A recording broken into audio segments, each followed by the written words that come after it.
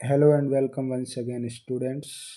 आज के इस अंक में क्लास 8 सोशल साइंस के दूसरे मॉडल पेपर के साथ मैं मेरे यूट्यूब चैनल आलोक क्लासेस के माध्यम से आपके बीच पहुंचा हूं। Elementary education completion certificate exam जो मार्च में हमारा रहने वाला है उसको लेकर उससे संबंधित ये हमारा मॉडल पेपर निश्चित रूप से आपके लिए मददगार साबित होगा। सभी विद्यार्थी अच्छे से इस पेपर को तैयार कर लेंगे ताकि आपके जो बोर्ड का एग्ज़ाम होगा उसमें भी आपके लिए ये हेल्पफुल है और अभी जो टेस्ट में लूँगा उसमें भी आप अच्छे मार्क्स ला पाएंगे। चलिए हल करते हैं। आगे बढ़ने से पहले मैं एक और बात बता देना चाहूँगा कि यदि आप पहली बार मेरे इस चैनल पे आए हैं तो इस चैनल को सब्सक्राइब कर लें ताकि आपको आगे भी इस तरह की वीडियोस समय समय पर मिलते रहें। वीडियो को लाइक करना, दोस्तों के साथ शेयर करना नहीं भूलें। किसी भी तरह की आपको कोई प्रॉब्लम हो तो कमेंट बॉक्स में टिप्पणी करना, मैं आपकी हर समस्या का समाधान अवश्य करूँगा। चलिए हल करते हैं। सबसे पहले सेक्शन ए जिसमें ऑब्जेक्टिव टाइप क्वेश्चन होंगे और 8 प्रश्न होंगे वो, और 8 ही नंबर के होंगे। हमने हल किए इससे पहले पूर्व में जो एक मॉडल पेपर डाला था वो आपने हल किया अच्छे से, इसलिए सब लोगों को पता है। पहला प्रश्न देखिए, who presided over the Hurda conference, यानी हुर्डा सम्मेलन की अध्यक्षता किसने की। राइट, जो आपके पास 4 विकल्प है, महाराजा जगत सिंह सेकंड, सवाई जय सिंह, अभय सिंह और नाथ सिंह। इसमें से आपका राइट आंसर है महाराणा जगत सिंह सेकंड, यानी ए राइट है। यहाँ पे मैंने भर रखा है, आपके राइट ऑप्शन जो है वो यहाँ लिखा हुआ है। आप पीछे जो बॉक्स बना हुआ उसमें भी भर सकते हैं, यहाँ भी डाल सकते हैं। The last viceroy of India was, Bharat का अंतिम वायसराय कौन था। सी, लॉर्ड डलहौजी, यहाँ पे लिख रखा है। थर्ड क्वेश्चन देखिए, to which tribe did Birsa belong to, Birsa कौन सी जाति का था। बिरसा नाम यदि आपको याद है, इससे पहले वाले पेपर में भी इनके बारे में पूछा गया था कि वो कहाँ के थे। उस समय हमने लिखा था झारखंड के थे। इस पेपर में पूछा है बिरसा कौन सी जाति से थे। बिरसा के नाम के साथ जुड़ा हुआ है, आप इसको पढ़ेंगे कोल्स, मुंडाज, ओरियंस और संथाल्स, तो आपको पता लग गया है कि बिरसा कौन सी जाति के थे। यहाँ पे मैंने लिख रखा है बी, बिरसा मुंडा थे। The supreme court of India is located in, Bharat का सर्वोच्च न्यायालय सुप्रीम कोर्ट कहाँ पर स्थित है। मैंने आपको ये जो जुडिशरी का जो पार्ट था उसमें बताया अच्छी तरह से कि हमारा सबऑर्डिनेट कोर्ट भी होता है अधीनस्थ न्यायालय, district court, then after high court और उसके बाद सुप्रीम कोर्ट। सुप्रीम कोर्ट देश में एक होता है, हाई कोर्ट राज्य में एक होता है। हमारे राज्य राजस्थान का हाई कोर्ट जोधपुर में, और सुप्रीम कोर्ट कहाँ है अब आपको पता लग गया होगा। और मैंने राइट विकल्प जो था वो यहाँ पे भरा है बी, यानी नई दिल्ली में हमारा सुप्रीम कोर्ट है। Members of Lok Sabha and Rajya Sabha are called, Lok Sabha और राज्यसभा के सदस्यों को क्या कहते हैं। कुछ नाम आपने पढ़े ना, जैसे एमएलए। अब एमएलए तो लोकसभा के होते नहीं है, वो तो यहाँ राज्य में जाते हैं, विधानसभा के सदस्य होते हैं, इसलिए ये गलत हो गया। एमपीज, ये आपका राइट विकल्प है बी, लोकसभा और राज्यसभा के सदस्य जिनको, जो हमारे रिप्रेजेंटेटिव है, जिनको हम यूनिवर्सल अडल्ट फ्रेंचाइज के जरिए चुनकर भेजते हैं, उनको एमपीज कहा जाता है, मेंबर ऑफ पार्लियामेंट। छठा प्रश्न देखिए, example of natural resource is, यानी नेचुरल रिसोर्स का उदाहरण है वाटर, पानी। नेचुरल रिसोर्स यानी प्राकृतिक संसाधन, उसका उदाहरण वाटर भी है, मिनरल यानी खनिज भी है, सोइल यानी मिट्टी भी है, यानी आपका डी विकल्प सही है, ऑल ऑफ दीज, ये राइट है। Which of the following is a non renewable resource? कौन सा ऐसा इन चारों में से है जो गैर नवीकरणीय, जिसको नया नहीं किया जा सकता? तो उसमें आपका सही विकल्प है कोल। सी यहाँ पे दे रखा है, ये राइट है। प्रश्न नंबर 8 देखो, in which district of Rajasthan is the maximum population of Sahariya tribe? यानी सहरिया जनजाति राजस्थान के किस जिले में सर्वाधिक निवास करती है या पाई जाती है? आपको राइट विकल्प आपका है डी, सहरिया, सॉरी डी नहीं, यहाँ पे मैंने गलत लिख दिया, वो है इसमें ए, और ये यहाँ पे ए ही लिखा हुआ है। 12 जिले में सहरिया जाति सर्वाधिक पाई जाती है, ये डी नहीं, यहाँ पर ए ही था। आप चाहें तो ये जो टेबल बना रखी है इसमें भर सकते हैं अपने 8वें में, जैसे ए है तो यहाँ ए, किसी में सी था तो सी, डी, ऐसे जो भी जिसमें सही है वो आप इसमें भर सकते हैं। और कोष्टक में आपने पहले भर ही लिए, यानी 8 प्रश्न हमने हल कर दिए। इन 8 को ठीक से यदि भरा है राइट विकल्प पढ़ के तो 8 नंबर आपने जमा कर लिए अपने बैंक में। ये सेक्शन ए था जिसमें ऑब्जेक्टिव टाइप क्वेश्चन थे। अब सेक्शन बी की तरफ चलते हैं, very short answer type question. इसमें क्या है, पहला नवा प्रश्न देखो, सेक्शन बी का पहला वैसे पेपर का नवा प्रश्न है। मैच द फॉलोइंग, इनको मिलाओ आपस में। फरमान, फरमान का मतलब होता है आदेश। यहाँ पे लिखा आपको इसको किससे मिलाना है? बी से। फरमान यानी रॉयल ऑर्डर,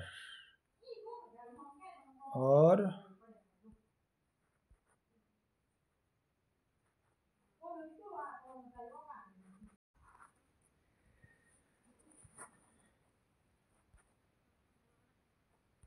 यानी आपको किसको किससे मिलाना? फरमान आप मिलाओगे रॉयल ऑर्डर बी से, मैंने वैसे सामने लिख रखा। प्रेसिडेंसीज आप मिलाओगे इधर an early type of, sorry presidency को आपको मिलाना है डी से इधर नीचे। मैचलॉक को आप मिलाओगे ए से, और द बैटल ऑफ बक्सर यानी बक्सर का युद्ध 1764 में हुआ था, इस जगह पे यदि प्लासी का डाल दे तो आप 1757 हो जाएगा। यानी जो विकल्प जिससे मेल खाता है आपको उससे मिलान करना है। आपको 2 नंबर, आधे आधे नंबर के है ये चारों, 2 नंबर आ जाएंगे। आगे बढ़ो, आंसर इन यस और नो, हाँ या ना में उत्तर देना, यानी सही गलत के निशान लगाना है आपको केवल, और कुछ नहीं करना। Human resources are not distributed equally in the world, मानव संसाधन दुनिया में एक समान रूप से वितरित नहीं किए गए हैं। बिल्कुल सही बात है, समान रूप से वितरित नहीं है, यानी ये आपका राइट बात है। People prefer to live in the plains, लोग मैदानों में रहना पसंद करते हैं, राइट है। Places of religious and cultural importance attract people, यानी धार्मिक और सांस्कृतिक महत्व के जो स्थान है वो लोगों को आकर्षित करते हैं, बिल्कुल करते हैं। और birth and death are not natural causes of population change, यानी जनसंख्या परिवर्तन के प्राकृतिक कारण जन्म और मृत्यु नहीं है, जबकि ये है, यानी ये आपका गलत हो गया। 3 सही है, चौथा गलत। 11वां प्रश्न देखो, what is meant by social justice, सामाजिक न्याय से क्या तात्पर्य है, यानी आप क्या समझते हैं?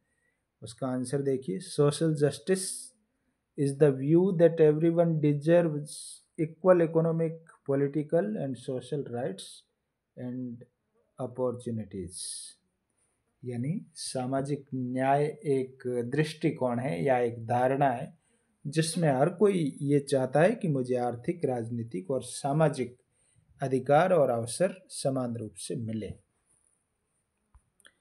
12वां देखो, name any 2 schemes run by the Rajasthan government to promote girl education, बालिका शिक्षा को बढ़ावा देने के लिए राजस्थान सरकार द्वारा चलाई जा रही कोई 2 योजनाओं के नाम लिखिए। वैसे योजनाएं बहुत है, लेकिन केवल आपको 2 लिखनी है, तो मैंने वो उन 2 में से लिखी है। मुख्यमंत्री राजश्री योजना और शिक्षा सेतु योजना।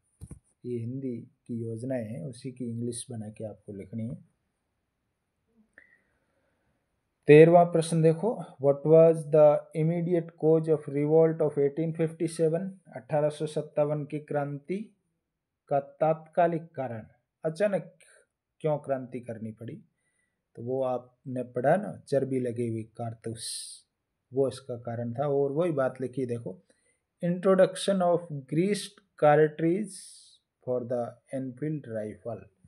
उनको जो राइफल दी गई थी उन पर चर्बी लगी हुई थी, चर्बी का लेप चढ़ा हुआ था। ग्रीस का मतलब होता है लेप चढ़ाना। 14वां प्रश्न देखो, which is called the textile city of Rajasthan and why? यानी इसमें 2 प्रश्न डाले हुए। एक तो कौन सा शहर है जिसको वस्त्र नगरी के नाम से जाना जाता है, वो नाम लिखना है, और क्यों, उसका कारण भी लिखना। तो वो भीलवाड़ा है जिसको वस्त्र नगरी के नाम से जाना जाता है, इसलिए आप लिखेंगे Bhilwara. is called the textile city of Rajasthan because it has the highest number of textile companies and production in the state. Bhilwara को टेक्सटाइल सिटी कहा जाता है क्योंकि यहाँ पर सर्वाधिक मात्रा में वस्त्र निर्माण कंपनियां लगी हुई है, इसलिए। Section B short answer type हमने हल कर दी। अब थोड़े से बड़े उत्तरों वाले प्रश्न हैं। अब तक हमने जो हल किए वो या तो 1-1 नंबर के थे, कोई आधे नंबर के थे, कोई 2-2 नंबर के थे सेक्शन बी में। अब सेक्शन सी में 4-4 नंबर के प्रश्न आपके सामने, जिसमें पहला, why did British need Indigo? British यानी अंग्रेजों को नील की जरूरत क्यों थी? इंडिगो यानी नील। The British needed indigo to produce blue dye for their cotton textile industries. British लोगों को या अंग्रेजों को इंडिगो की ज़रूरत किस लिए थी?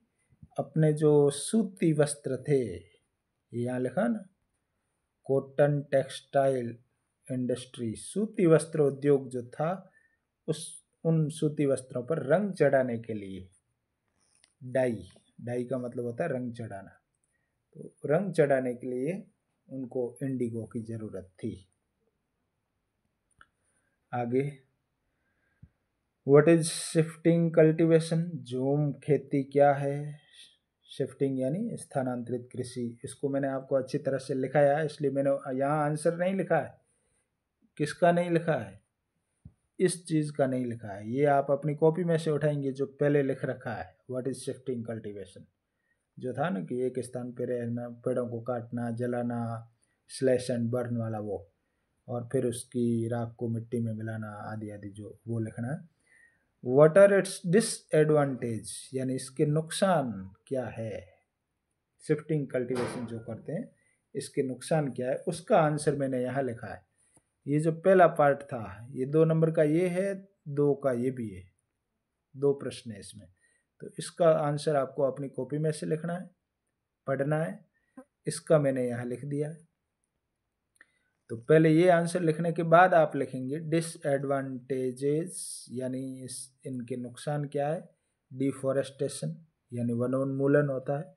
सोइल एरोशन, मिट्टी का कटाव होता है, आप पेड़ काटेंगे तो, क्योंकि शिफ्टिंग कल्टीवेशन में पेड़ों को काटना पड़ता है, और पेड़ काटोगे तो डिफॉरेस्टेशन हो गया, सोइल एरोशन होगा, लॉस ऑफ बायोडाइवर्सिटी, जैव विविधता का नुकसान होगा, एयर पोल्यूशन यानी वायु प्रदूषण होगा, फ्रॉम बर्निंग ट्रीज, आप पेड़ जलाओगे तो उससे जो धुआं निकलेगा उससे वायु प्रदूषण भी होगा।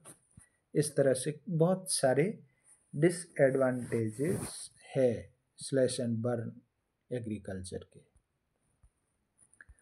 17वां प्रश्न देखो, प्रश्न मैंने 1 से 17 तक ही दिए आज इस पेपर में। एक्सप्लेन द टर्म इंडस्ट्री, यानी इंडस्ट्री को परिभाषित कीजिए।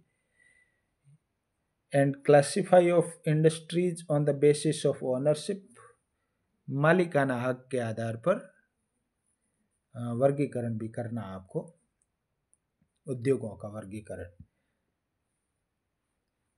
And industry is a group of business, यानी यह एक धंधा करने का, व्यवसायों का एक समूह है, दैट प्रोड्यूस और हैंडल सिमिलर प्रोडक्ट और सर्विसेज, जिसमें एक जैसी सेवाएं या उत्पादन किया जाता है, उसको इंडस्ट्री कहते हैं।